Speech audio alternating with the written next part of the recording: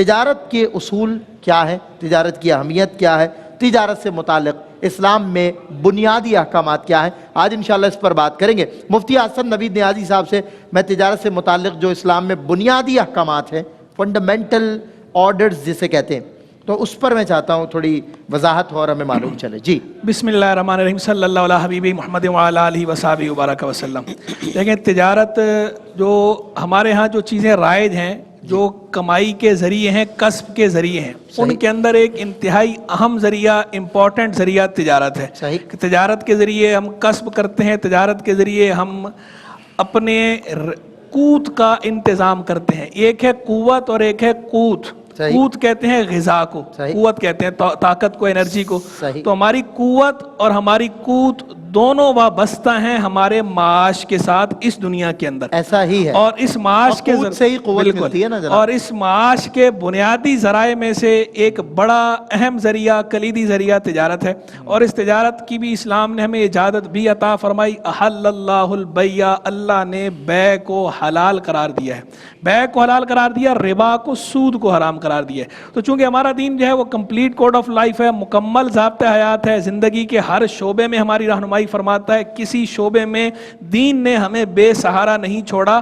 کسی بھی شعبہ حیات کے بارے میں یہ نہیں کہا جا سکتا کہ ہمارے دین کی اس میں رہنمائی موجود نہیں تو ہم کیا کریں، کیسے کریں۔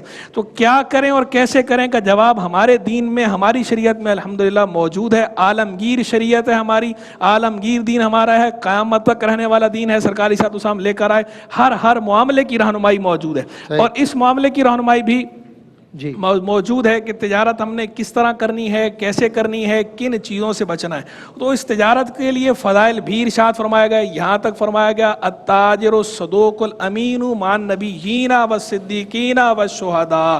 وہ تاجر جو سچ بولنے والا ہو اور امانت دار ہو، وہ نبیوں کے ساتھ، صدیقین کے ساتھ اور شہیدوں کے ساتھ ہوگا بروز قیامت۔ یعنی اتنی بڑی بشارت دی جا رہی ہے کہ قیامت کے روز اسے ساتھ نصیب ہوگا، کن کا؟ حسن اولئک رفیقا۔ کیسے اچھے رفیق اسے مل رہے ہیں، انبیاء کرام علیہم السلام، صدیقین، شہداء، اللہ کے پیارے، اللہ کی چنیدہ ہستیاں، ان کے ساتھ اس کا حشر ہوگا تاجر کا۔ کون سے تاجر کا؟ التاجر الصدوق الامین، وہ تاجر جو سچ بولنے والا ہو بہت زیادہ، اور وہ تاجر جو امین ہو۔ یہ حدیث میں نے اس وجہ سے بیان کی، دو باتیں میرے پیش نظر تھیں۔ ایک تو یہ کہ تجارت کی فضیلت بھی ظاہر ہو جائے اس سے، اور دوسرا یہ کہ اسی کے ذریعے میں اصول واضح کرنا چاہ رہا تھا کہ تجارت کے لیے جو بنیادی احکام جو اسلام نے دیے ہیں، دیکھیں اسی کے اندر وصف بیان کر دیا گیا نا تاجر کا، کہ وہ تاجر کو کیسا تاجر ہو جس کا حشر انبیاء، صدیقین اور شہداء کے ساتھ ہوگا، الصدوق الامین۔ تو یعنی تجارت کے اندر سب سے بنیادی چیز جو ہے وہ صدق اور امانت ہے، جو کسی سطح پر بھی فراموش نہیں کرنی۔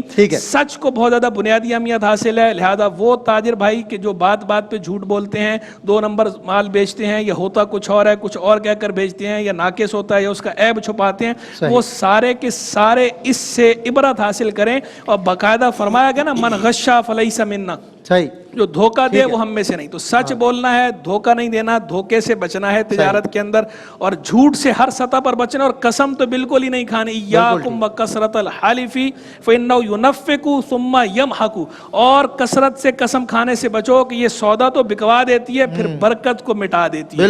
تو قسم سچی بھی ہو تو تجارت میں کھانے سے منع کیا گیا ہے، جھوٹی قسم تو اور زیادہ، جھوٹی قسم والے کے لیے تو بطور خاص وعید جو ارشاد ہوئی کہ تین بندے جن کی طرف اللہ نظر رحمت نہیں فرمائے گا میدان حشر میں، ان میں سے ایک یہ جھوٹی قسمیں کھانے والا۔ اللہ اکبر۔